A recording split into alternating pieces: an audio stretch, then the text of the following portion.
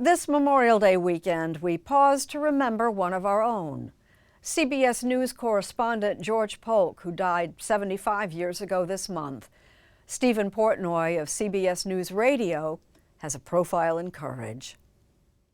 This is George Polk reporting from Athens. Now back to CBS New York.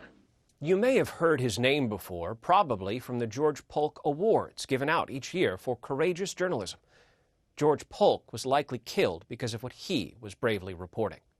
Here in Athens, the long-discussed Greek problem finally is being recognized for what it is, a Greek crisis. During a civil war in Greece in the late 1940s, George Polk depicted the right-wing Greek government as corrupt. At the time, the U.S. had spent hundreds of millions of dollars to prop up that government as it battled communist guerrillas. Our reporter had reason to suspect the Greek authorities were hoarding that U.S. aid.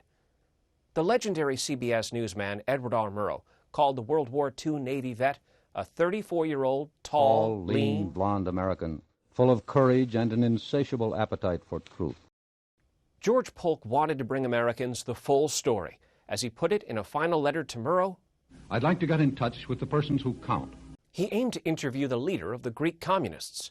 A week later, Polk's body was pulled out of Salonika Bay, shot in the back of the head. The Greek authorities tortured a suspected communist until he falsely confessed a role. He was sentenced to life in prison. But compounding that injustice, documents show U.S. officials conspired to suppress doubts about the man's innocence, a Cold War cover-up. Those of us who knew George and worked with him can never cease to be concerned about his murder. Today, around the world, journalist killings and detentions are sharply on the rise. The Committee to Protect Journalists says 67 media workers were killed last year alone.